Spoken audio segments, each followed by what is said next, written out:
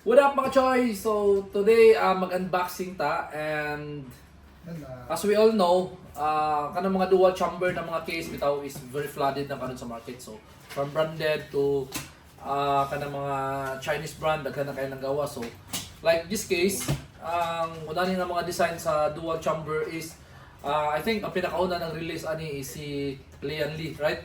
Si Lian Li. Then, sunod na dayon, nakadagayan si Teakware o guban pa mga brand, especially mga Chinese brand nga grabe ka barato. So, nanalita ko 1,000 plus gani, di ba? So, mga dual chamber nga mga case. But this case is very different. So, although nga the same ron siya nga dual chamber, so the same design, but naano siya something unique ani nga case, di ba? So, dire sa iyahang iyahang box is mo niyang box, so printed as all black. Glossy niya na iyahang brand dire which is ang first player. So ang model ani is SP7.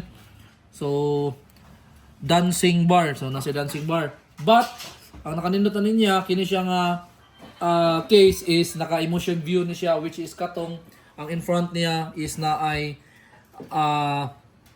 monitor na. So na siya built-in nga monitor which is you can use it a primary or secondary monitor. So, pwede siya muna yung function. So, naka-RGB siya front panel with RGB dancing bar. So, musabay na siya. Especially sa sounds. Kini siya kung makonect ninyo ni.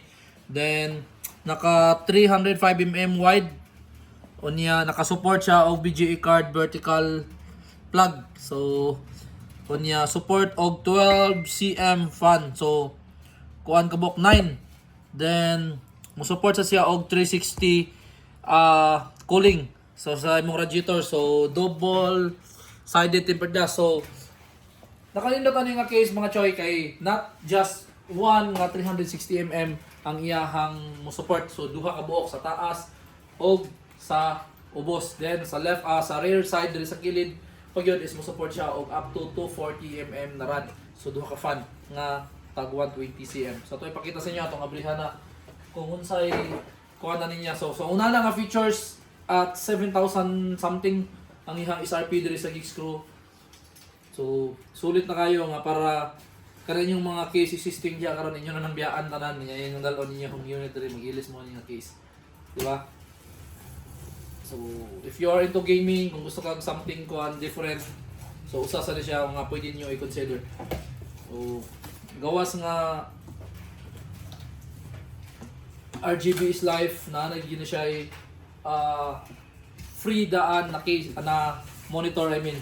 So pwede niyo himuog secondary monitor. So pwede mo magtanaw movie, pwede mo magduwa kay naka diba IPS na sa siya, diba? Oh, IPS na. So mo ni siya upgrade ato ilahang first model katong Miko 16 sa to nga model. So natong Micro ATX. So ito ilang Micro ATX. So mo ni ang ATX sad na model. So mas dako na siya. So around 7 inches katong sa Mikos na brand na model. So motong daghan tag nahalin last month ato. So nagpailis og mga case din. So mo na siya iyahang foam para protection niya. Then paubusan kung ang tangan. Alright. Nayahang plastic cover. So dako siya, standard DTX ni nga case.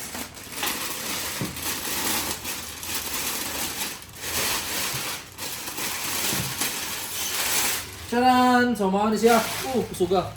Kusog gito na. Okay, so mao ni ang case. Alright. Okay, so kana uso pa.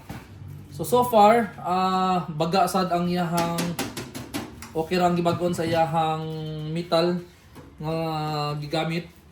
So dili siya ingon nga kanang murag sardinas sad. So sa iyahang price point. So naka-tempered glass ta diri. Kini nga side sa iyang side panel. Tempered glass. So unihang luyo.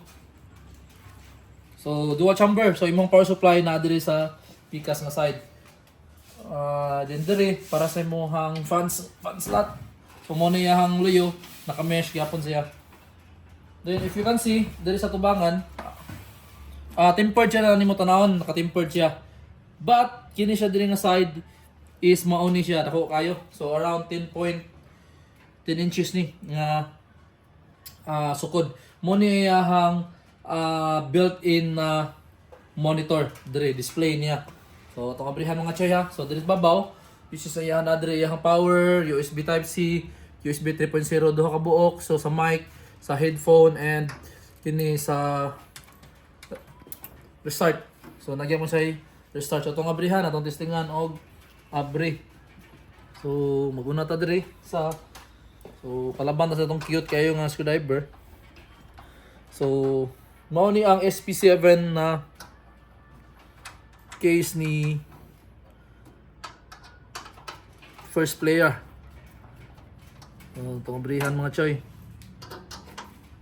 Ito na yung baklason tani tanan. Okay, so mao ni sa luyo no side. Alright. So na siya box niya para sa iyang accessories. Unya, the good thing with this one mga choy, kay pwede ka dire magbutang og 240mm na rod kung mag-water cooling ka, or just simply duha ka 120mm na cm na fans do ka buok. Unya dire para sa imong hard drive, mo ni imong hard drive dire 3.5 ang standard niya, duha pud siya ka SSD. Then dire nga side mo ni imong power supply, okay? So mo na siya sa power supply. Unya atong abrihan babaw. So removable ni siya. So wala lang siya free na kuan dust filter. So anyway, kung ang imuhang kuan is para pasaka ni siya diri, exhaust nimo ni, so no, pwede ra kagulay filter kay anyway pagawas man ang hangin. So kung mag-intake ka diri sa ubos, diri intake ka diri, unya mag-intake sa ka diri sa sulod sa ubos, so saka ka diri, so mas nindot ang iyahang airflow. Then atong tantangon ang side panel. So alright, narare pasaka ra. So man iyaha baga kayo ang iyahang tempered glass. Okay mga choy, so mao na. So mao ni siya ang atubangan. So kung tanawon nimo, tempered siya, so built-in ni siya, di na siya nimo pwede ma-transfer diri ha. So not like atong usa ka model katong Micro ATX kay pwede nimo siya mabalhin diri nga side diri sa pikas, but this one diri ra gyud siya, naka-fix gyud siya diri. Unya ang iyahang connection is via type C. Na diri. So dili kay lahi di ang iyahang kuan dili. Ito sa tong usa nga type C. So nasa iyahang kuan diri sa luyo kani. So mo ni iyahang connection sa type C man gyapon ni. Asa na tong sa monitor ani? Okay, nara day.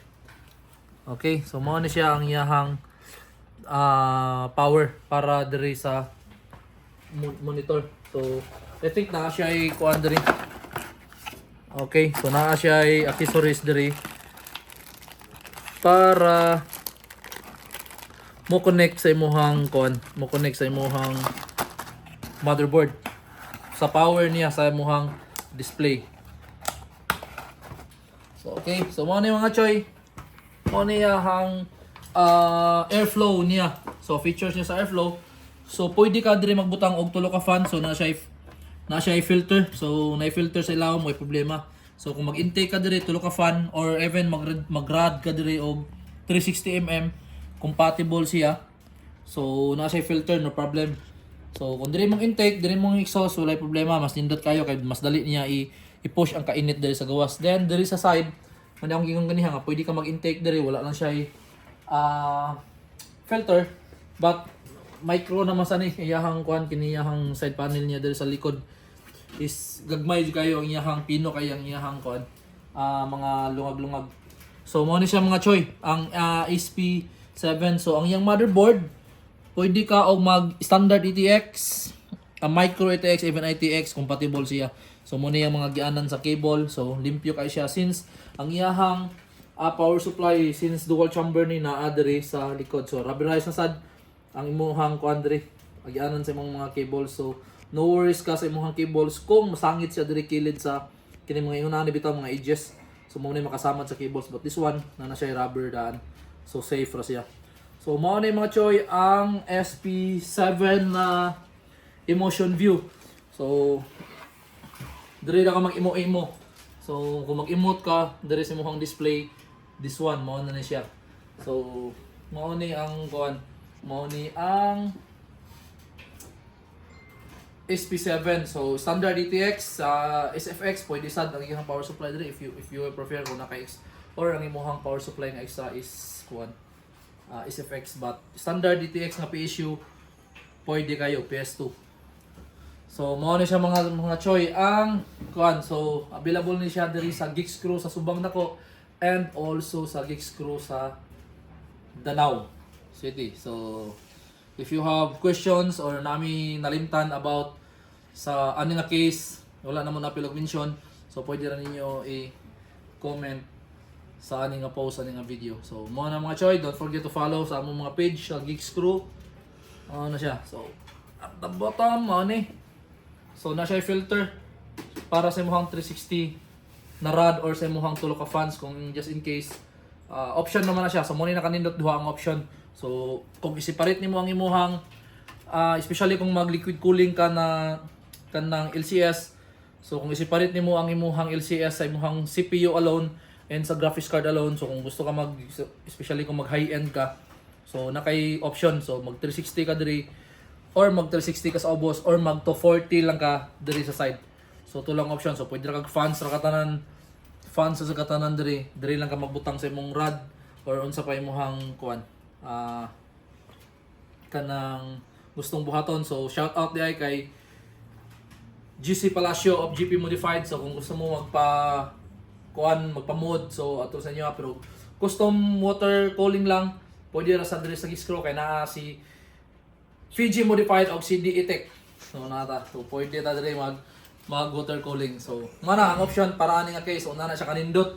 So daghan kay siyang option para mas bugnaw, mas nindot ang airflow sa imong PC. So that's it mga choy. Mo ni ang first player SP7 Emotion View. So mo to yang basic nga features na to ang gipakita sa inyo ha. So always keep in mind that when it's good for gaming, it's good for everything else. See ya in this video.